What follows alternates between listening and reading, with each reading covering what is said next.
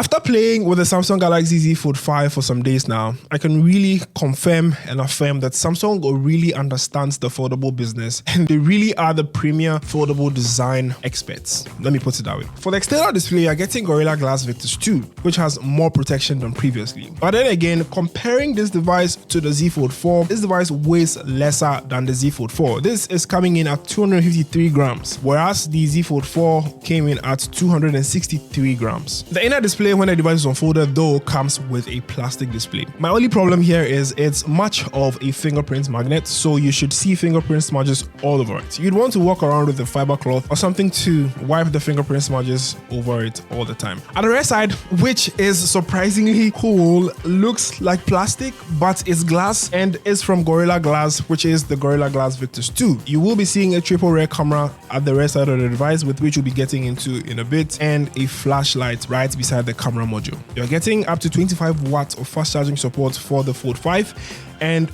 2 stereo speakers, one up top, one beneath. My only downside about the speakers positioning is when you're gaming or when you're watching content with the external display, you end up blocking the speakers a lot. But if it's unfolded, you do get the immersion from the sound, and the sound output from these speakers are very great. I want to pass this across to Samsung.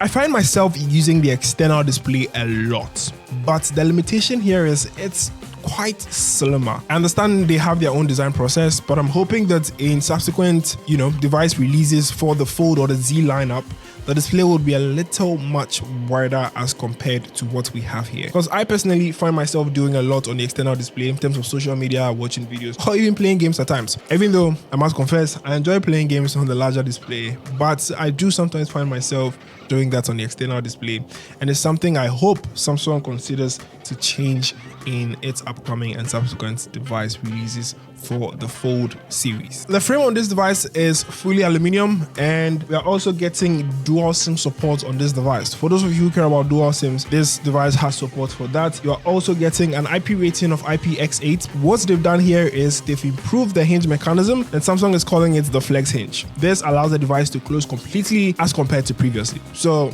the rate at which dust could get into the device has been minimized, and I love that, and I really commend Samsung for that. This is one of the major updates and differences from the Samsung Galaxy Z Fold 4. The display on this device is a foldable dynamic AMOLED display capped at 120 Hz with HDR10 Plus support. And of course, you'd really want to consume content with a massive internal unfolded display, because this display does so well. It can get extremely bright if you're outdoors too as well, so no matter how harsh or how bright the sun is, you can still consume content or view the content on the display of this device. It's really, really bright, very vibrant, colorful image output from this device's display, and it makes content consumption so sweet. The internal display has a 91.1% screen to body ratio. Sometimes you're even consuming content, you barely don't notice that the device has bezels on there. I really commend Samsung for that. In terms of operating system support, this device has Android 13, and Samsung promises up to 4 years of major software updates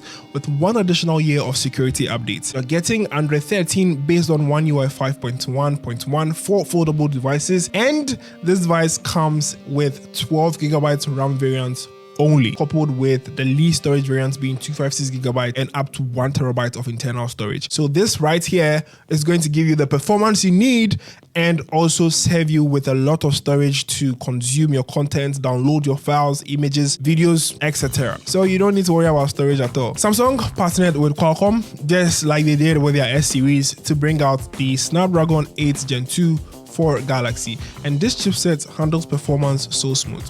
Coupling this with a 12GB RAM variant, you definitely are getting a wild experience on this device.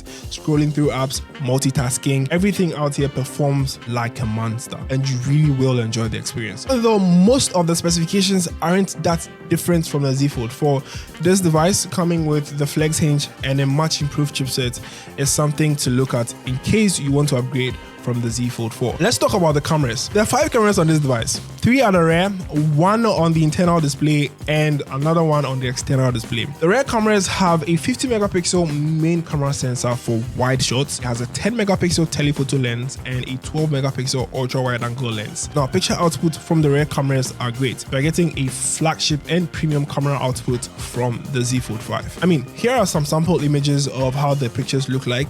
I'll let you be the judge of it and observe it yourself.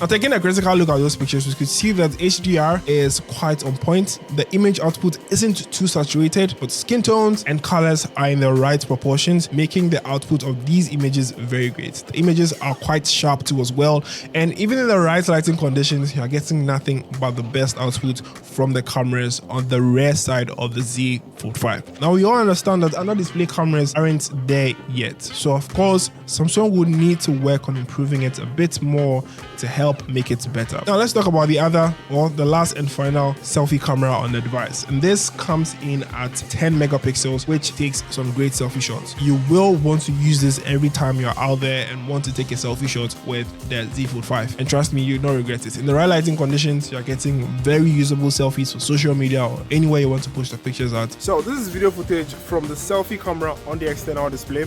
Let me know how it looks like. Also, let me know how the videos, audio sounds in the comment section. And don't forget to clean the lens every time with a fiber cloth or something very soft, so as to get a much sharper output from the images. When it comes to video output, the rear facing cameras of this device shoot video at 8K 30 FPS. One thing I almost forgot, this device comes with support for a stylus or the S Pen like we all know. It just doesn't come with it. You'd have to purchase it separately to have that on here. I'm DELPPY. I have probably left a lot of things out of this review, so if you have any further questions, leave them down in the comment section, and as always, we will talk more, Charlie.